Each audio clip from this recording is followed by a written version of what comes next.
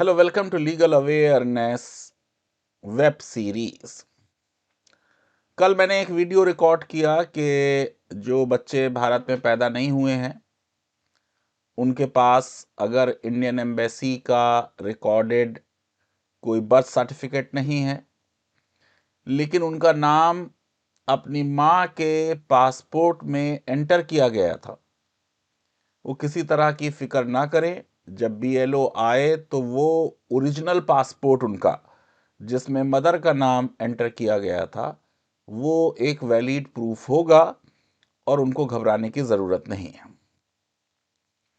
उसके बाद बहुत से मेरे व्यूअर्स ने सवालात लिखे कि उनके बच्चे पैदा हुए और भारतीय दूतावास ने या इंडियन एम्बेसी में उनकी बर्थ रजिस्टर हुई और उनके पेरेंट्स को भारत का सिटीज़न उनके पासपोर्ट्स में डिक्लेयर किया गया कि पेरेंट्स इनके भारत के सिटीजन्स हैं।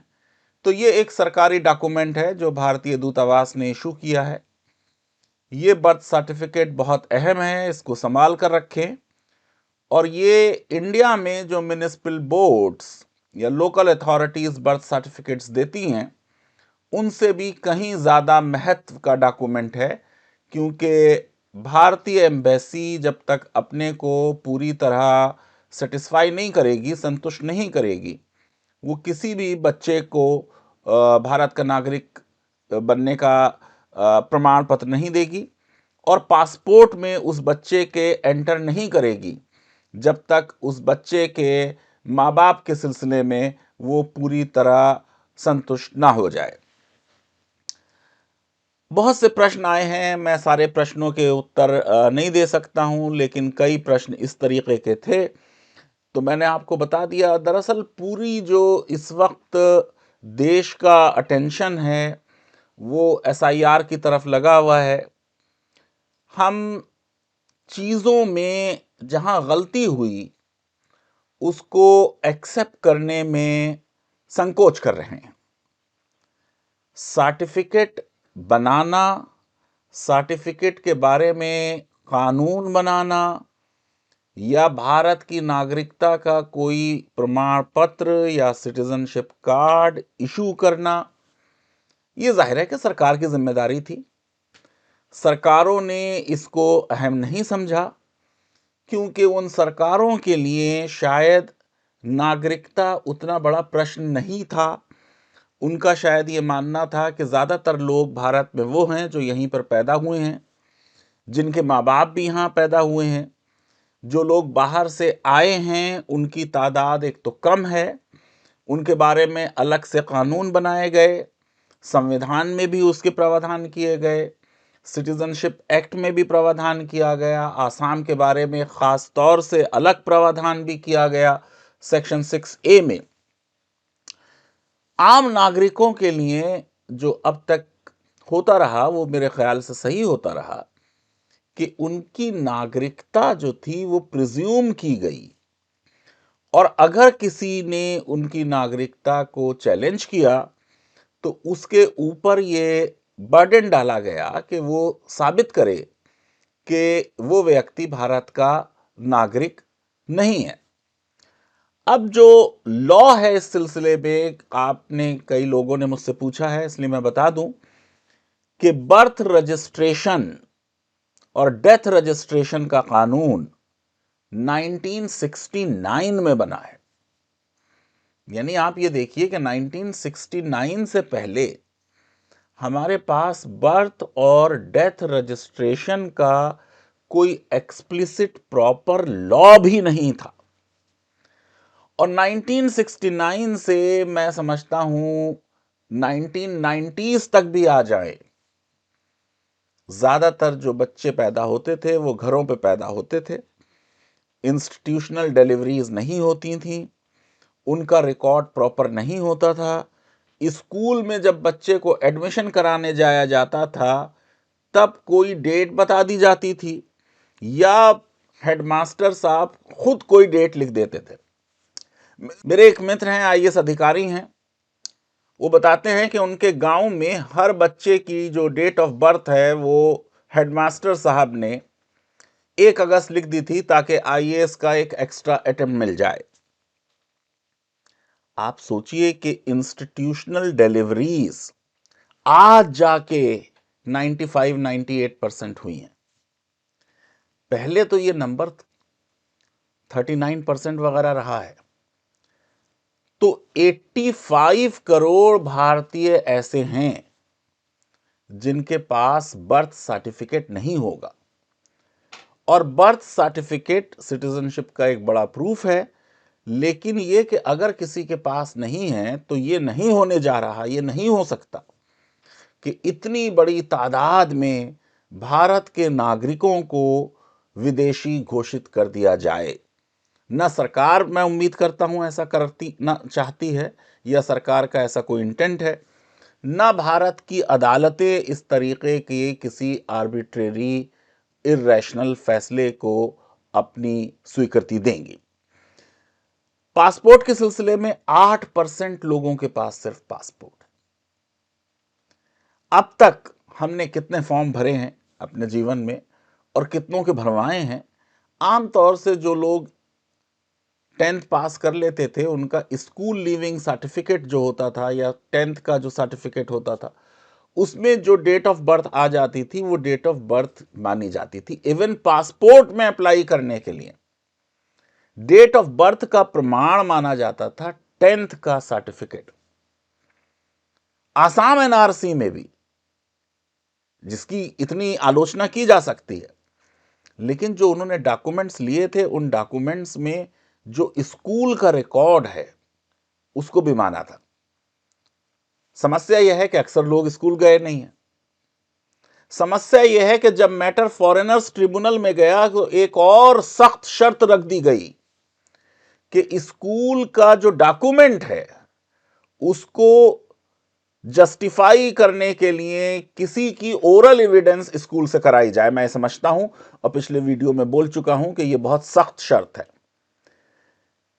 कानून एविडेंस का यह है कि डॉक्यूमेंट अगर कहीं है तो डॉक्यूमेंट से साबित किया जाए। यह अजीब बात है कि डॉक्यूमेंट है और कहा जा रहा है कि अब इसको ओरल एविडेंस से साबित किया जाए।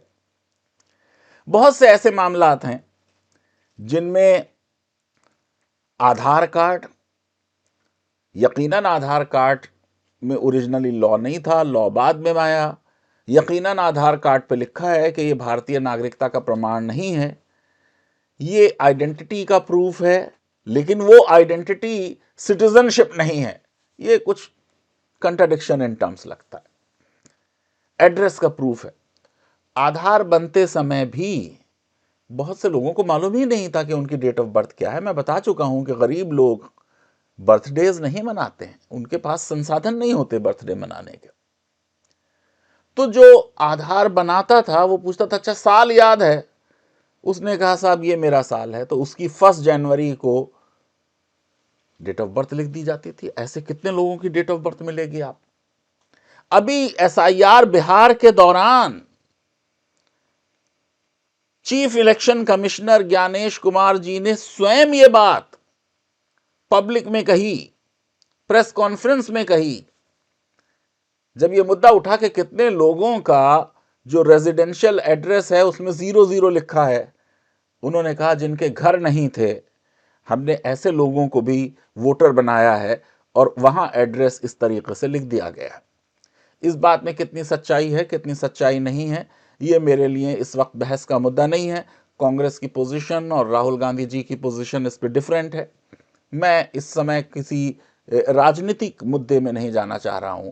मेरा बहुत ही लिमिटेड स्कोप है इस समय आपसे बात करने का कि हमारे देश में सरकारों ने डॉक्यूमेंट्स से सिटीजनशिप साबित करने पर उतना ध्यान नहीं दिया, उतनी सख्ती नहीं की जितनी आज उन डॉक्यूमेंट्स को मांगे जाने में और उसमें स्पेलिंग मिस्टेक्स होने में की जा रही है। कितने व्यूअर्स ने हमसे पूछा है कि हमारे माता पिता का नाम जो है वो एसआईआर में है लेकिन उसकी कोई स्पेलिंग मिस्टेक है। तो आपको मैं बिल्कुल सही बता रहा हूं कि अगर आप अपने 2002 के या उसके अलावा 2025 या 26 के भी एसआईआर में अपनी मैपिंग अपने पेरेंट्स के थ्रू कर रहे हैं, तो जो भी लिखा है उस एसआईआर की अप्रूव्ड लिस्ट में वही नाम आप लिख दें। जो आपका तीसरा कॉलम होगा जिसमें आप अपना आधार नंबर भी देंगे, उसमें जो आपका करेक्ट नाम है वो आप लिख दीजिए। ये जो स्पेलिंग मिस्टेक्स वाले मामलात हैं, ये लॉजिकल डिस्क्रिपेंसी में आएंगे इवेंचुअली। इसमें कुछ एक्सक्लूजन्स भी जाहिर है कि हुए हैं वेस्ट बंगाल में, उनकी केसेस भी चल रहे हैं, उन केसेस का डिस्पोजल बहुत कम है। देखिए, सुप्रीम कोर्ट में जो आसाम ट्रिब्यूनल से केसेस जा रहे हैं, ज्यादातर केसेस में सुप्रीम कोर्ट कन्विंस नहीं है कि आसाम के जो फॉरेनर्स ट्रिब्यूनल हैं, जो 15-15 और 18-18 डॉक्यूमेंट्स के बावजूद लोगों को भारत की नागरिकता नहीं दे रहे हैं, उनकी process fair, just, reasonable, non arbitrary नहीं है। मैं इस पे लिख चुका हूं, मैं वीडियो बना चुका हूं। अब कल फिर सुप्रीम कोर्ट की एक 2 जजेस की बेंच ने तकरीबन 27 लोगों का मामला, अगर मेरी मेमोरी मुझे सही से सर्व कर रही है, उसको दोबारा उन फॉरेनर्स ट्रिब्यूनल्स के पास भेजा है कि आप एक जस्ट और फेयर प्रोसेस करें। ये वो लोग थे जिनके बारे में उनकी नागरिकता तय कर दी गई एक्स पार्टी, यानी उनको कोई नोटिस नहीं मिला, उनको यह मौका नहीं मिला कि वो फॉरेनर्स ट्रिब्यूनल के सामने आकर एविडेंस देते कि हमारे पास यह सबूत है भारत के नागरिक होने का। यकीनन कोर्ट ने कहा कि भाई आपको साबित करनी है। अब ये तो जाहिर है कि फॉरेनर्स ट्रिब्यूनल जिस लॉ के तहत काम कर रहा है, फॉरेनर्स एक्ट के तहत, उसमें बर्डन ऑफ प्रूफ अनफॉर्चुनेटली उस आदमी पे है जिसकी नागरिकता का मुद्दा सामने है। मैं उसके विरुद्ध रहा हूं कि ये एक हैवी बर्डन है, आइडियली ये उस आदमी पे नहीं होना चाहिए। लेकिन अफसोस ये है कि ये मैटर्स जब गुवाहाटी हाई कोर्ट में भी जा रहे हैं, तो गुवाहाटी हाई कोर्ट भी ऐसा महसूस हो रहा है कि बहुत स्ट्रिंजेंट और स्ट्रिक्ट व्यू ऑफ लॉ ले रही है, लिटरल इंटरप्रिटेशन ऑफ लॉ कर रही है और अपहोल्ड कर रही है ज्यादातर केसेस में फॉरेनर्स ट्रिब्यूनल्स के फैसलों पर। और वो मैटर्स जब सुप्रीम कोर्ट जा रहे हैं तो सुप्रीम कोर्ट पूरी तरह कन्विंस नजर नहीं आ रही उन फैसलों की लीगैलिटी के बारे में। यकीनन कल के मैटर में भी सुप्रीम कोर्ट ने कहा हम मेरिट्स ऑफ द केस पर कोई टिप्पणी नहीं कर रहे। जाहिर है कि जब मैटर दोबारा भेजा जा रहा है फॉरेनर्स ट्रिब्यूनल के सामने, तो सुप्रीम कोर्ट का इस समय टिप्पणी करना सही नहीं होता। मैं समझता हूं कि देश में जो एंग्जाइटी लोगों को नागरिकता को लेकर है, उसको डिनाई करना सही नहीं होगा। बेहतर यह होगा कि public intellectuals, civil society organisations, सरकार और इलेक्शन कमीशन लोगों को सहारा दें, लोगों को समझाएं कि उनकी नागरिकता नहीं जा रही है। एक ऑफिशियल प्रोसेस एसआईआर की चल रही है, उस प्रोसेस के सही और गलत होने पर इंटेलेक्चुअल डिफरेंसेस हो सकते हैं, लेकिन अब अगर देश के कानून के तहत सुप्रीम कोर्ट की स्वीकृति के बाद कोई प्रोसेस हो रही है तो उसमें बढ़ चढ़ कर हिस्सा लें और अपने डॉक्यूमेंट्स को लेकर बहुत ज़्यादा परेशान ना हो। मुझे देखकर अफसोस हुआ कि कल के वीडियो के बाद बहुत से ऐसे लोग जिनके पास पासपोर्ट है, मदर के पासपोर्ट में उनका नाम एंटर्ड है, उनके पास एम्बेसी की डेट ऑफ बर्थ का भी प्रमाण पत्र है, वो भी परेशान ना हो। मैं उनसे रिक्वेस्ट करता हूं कोई परेशान ना हो। सबको यकीनन देश की नागरिकता, कुछ बहुत तकलीफ हो रही है थोड़ी बहुत, उसके बाद ज़रूर मिलेगी। लीगल अवेयरनेस वेब सीरीज़ अगर आपको पसंद आती है तो मेरी रिक्वेस्ट है कि हमारे इस वीडियो को वाइडली शेयर करें, हमारे चैनल को सब्सक्राइब करें और बेल आइकन और लाइक ज़रूर क्लिक करें। डॉक्यूमेंट्स को प्रिजर्व ज़रूर करें, लेकिन इस वक्त परेशान ना हो, स्ट्रेस ना लें। स्ट्रेस लेने से कई और बीमारियां भी हो सकती हैं। बहुत बहुत शुक्रिया, धन्यवाद, थैंक यू वेरी मच।